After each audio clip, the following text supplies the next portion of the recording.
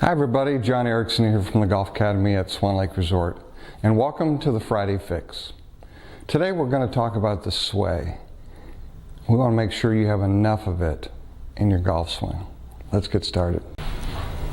The sway, what is it? Well, it often has a negative connotation to golfers. It's a bad thing to do, but it's an integral part of your swing. It's an integral part of your downswing, not your backswing. Let me illustrate by standing between these two chairs. A sway is the lateral motion of my hips and knees, not necessarily the transfer of pressure or weight to that leg, but a motion this way. As a right-handed golfer, an incorrect backswing would include a sway in which this right hip moves out from under my upper body and creates an imbalance. A proper sway that everyone needs is a slide. It's in the downswing. Once you've made the proper move right here where it's a turn and not a sway, now the sway comes because we need to stack our weight over our forward heel so that we can then rotate and swing the club down and through the ball.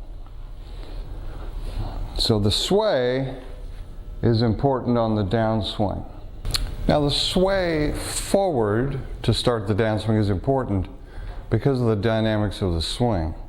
It's very similar to throwing a ball. If I were to throw a ball forward like I'm going to swing a golf club, I would turn away, not sway. The most efficient way is to turn away, and then I would step forward to get my momentum going towards the direction I want to throw.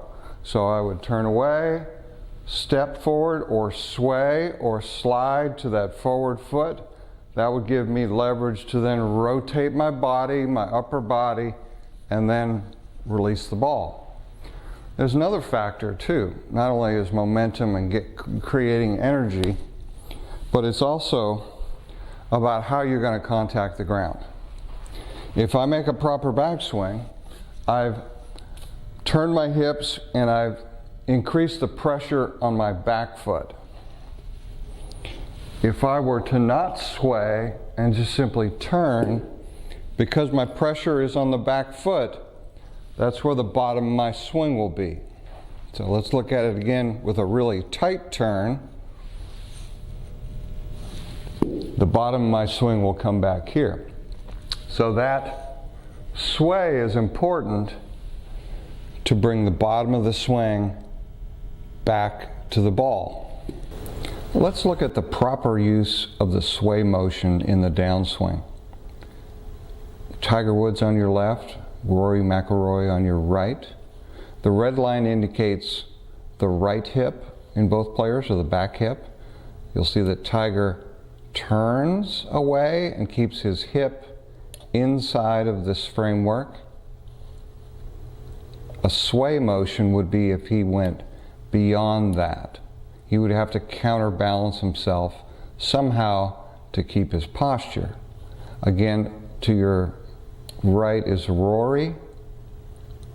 Again, the right or back hip is staying inside. A sway on this backswing would take him through or past his right foot.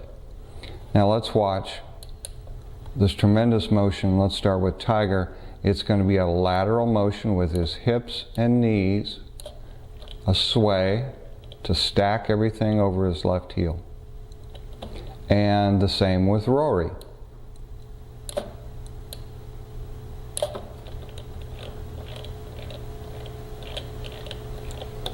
Now that is the proper use of the sway in your golf swing.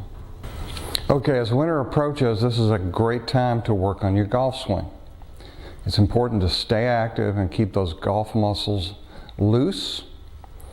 Now, here's a few exercises you can do at home during the winter to make sure you have that proper sway in your swing. This is a great drill for you to work on during the winter. You can use it just about anywhere, at home or in the office. just make sure you got a chair or even a doorway. If you are standing in the doorway, you put your foot right in the edge, the corner of the door, your back foot, there's your doorway, or you could use the chair. We want to fold our arms, get in your golf posture, and don't bump into the doorway, don't bump into the chair. Keep your hip in that same position.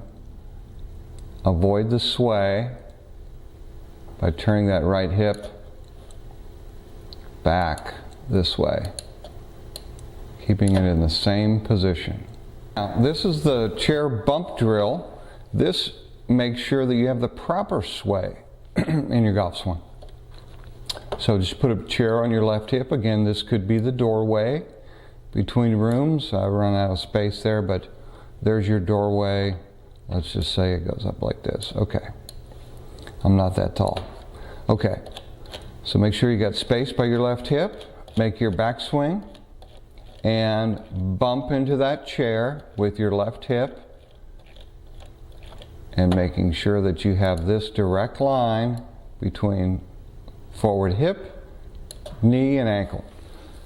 It's a great drill you can do anywhere all winter long to improve the sway in your downswing.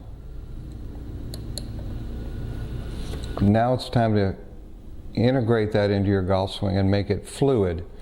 And this is, to me, I think this is probably the best way to do it. Start out slow. You'll need a couple things, a golf club and a space to swing. It doesn't have to be a full swing, so you can be down in the basement or in a small space in the garage. You also need some type of an impact bag. Now this is a fancy one. All you need is basically a duffel bag full of old rags or towels, and you need to be able to set that up against a sturdy either a door jamb or a wall or something of that sort, a doorway. Now what we want to do is we want to make a fluid swing. So we want to make sure that we're able to feel the slide begins the whole downswing. And start it really slow. Let your arms be relaxed. Let your body motion move your golf club forward. And slowly, you can build it up. There's no real need to create a whole lot of speed. It's about learning this motion. Now here's a little tidbit. You may get some really good temporary learning or short-term learning. You may do the bump drill, go out and hit some balls and go, wow, I got it. Don't let that confuse you. Don't let that get you overconfident. You haven't learned it. You learn it when you can do it 2 days in a row without thinking about it. So this is the drills that we're talking about here are really the drills that allow your brain to set up that complex motor program that allows you to make that swaying motion and have it be part of your full swing automatically. There you have it, folks. That's how you incorporate the proper sway into your downswing. Now, if you have any questions or comments, please leave those below or give us a call at the Golf Academy.